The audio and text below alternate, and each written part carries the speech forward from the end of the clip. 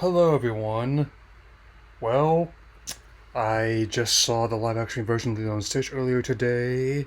Hey, capping off the second half of this weekend, and before I get to that, I wish a happy Memorial Day and happy APPI History Month to those observing.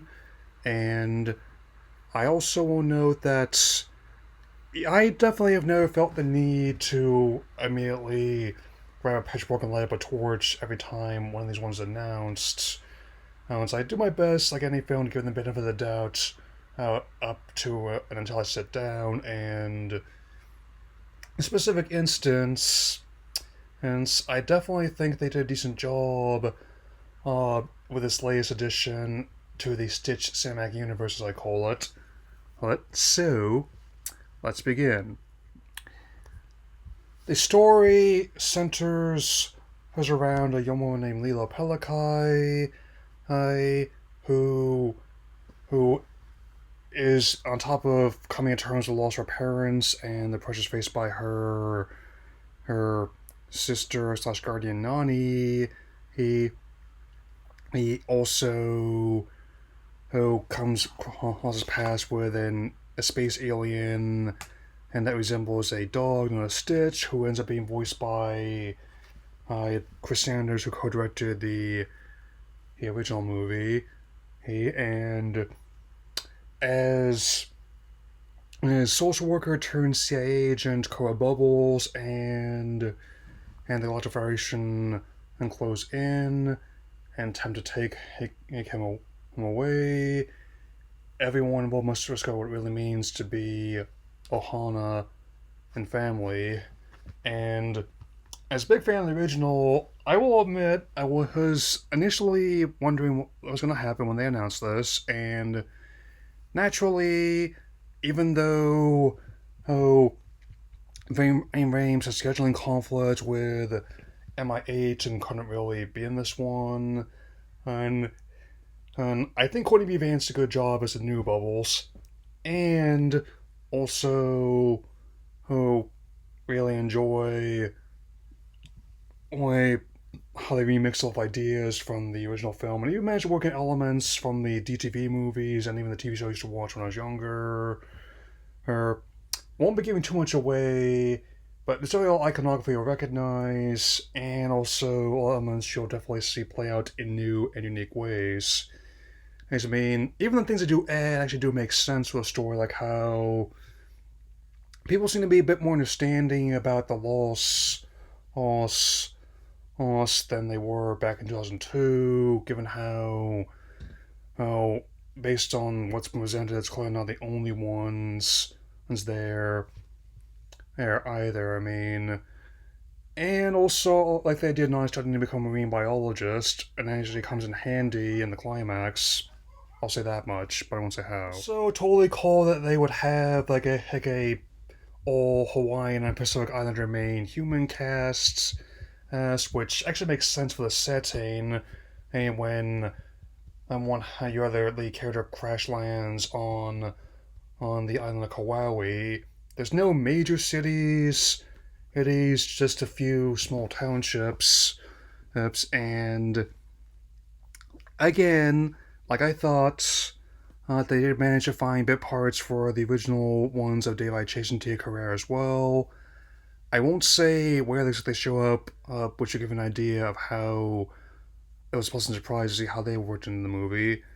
And I also hope that it was also smaller in scale than some of the other live action versions, and definitely like how they leaned into the weirdness of the VFX as well for Stitch and the early Aliens being very much like a Star Wars Guardians of the Galaxy kind of deal, like I expected it would be, with Stitch himself very much being portrayed similar like to Rocket Raccoon or Detective Pikachu, where definitely the ideal balance of realism and stylization, and like I still maintain, it's tricky balance to get right when you're taking any animated work and making a live action version of it. I mean, and even though I'm familiar with Dean Fleischer Camp as director, he actually does a fairly decent job for what's a family-friendly, affection tentpole, and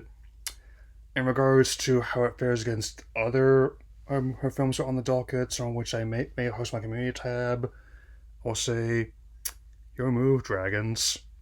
And definitely he know that even like stuff like I expected, like the Federation HQ on Planet Turo, oh, is in keeping with the original, but also presented a different way. Like especially some of their weapons looked like they had been given an overhaul. Like they came from an Apple store, or I mean, I also kind of like how again they also have like these matter transporting portals, as if Jumba studied aperture science, so to speak. I won't say exactly how he plays out, but let's just say it might not go the way you think it does, so to speak. I mean, he had a few screws loose in the original canon, in but let's just say that this variant definitely does some pretty interesting things, and I had a feeling they would have to recast him after David Dawkins Stiers died, but I think Zach Galifianakis actually does a pretty good job of putting his own spin on the role, as does Billy Magnuson as Blakely. And yes, they still all do keep up the facade that mosquitoes are protected. Which actually is not that bad an idea. Sure, they may be obnoxious bloodsuckers to us, but they're actually pretty important for biodiversity. A a lot of creatures eat them, I believe. Yeah. Kind of interesting that both the movies I saw this weekend have both Hannah Waddingham as a supporting role and also a climax that involves an aircraft chase. I mean, figures. But it's not Tom Cruise, who's in a single engine plane hanging above the Congo. Oh, it's aliens in a spacecraft above Hawaii. I mean, I definitely can say that among the live action versions, which have had like a lot of other things on their banner, their high highs, their low lows, and their rich creamy middles. It's actually one of the better ones they've done. I think the trick is to capture the spirit of the original material, even if you're obviously not going to be able to capture a letter in a different medium. I mean, I definitely like how they remix aspects, but also kept the key canon events, like how the fact that their parents died in a traffic accident, and the photograph of surfing together is the keepsake that helps tie them together, and also the Elvis LPs on vinyl will connect them to the island and their late parents. I mean, they were big fans as a result, so are they. And I will say that even the new who cast ones actually pretty good actors and singers. I mean, I still got pretty misty eyed when they did the Aloha Oi near the end.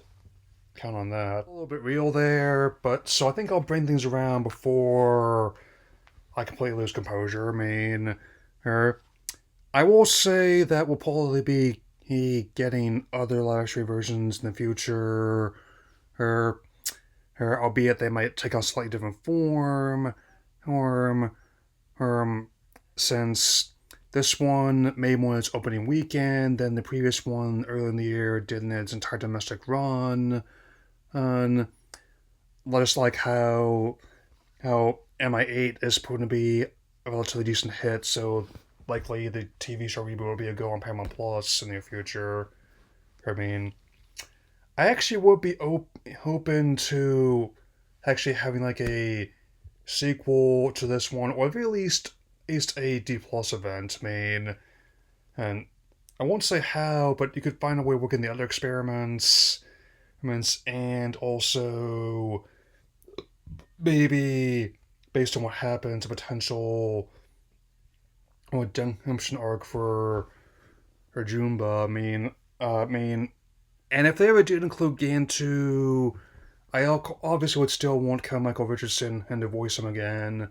And and and failing that, that's my next pick. Pick for him would also probably be a say maybe Keith David. He's really good at voicing antagonists, especially for the Mouse's banner. So I give this Hawaiian roller coaster ride I 3.5 stars out of 4. And I will definitely see you all again very soon for this month's belated gaming vlog. So aloha, everyone.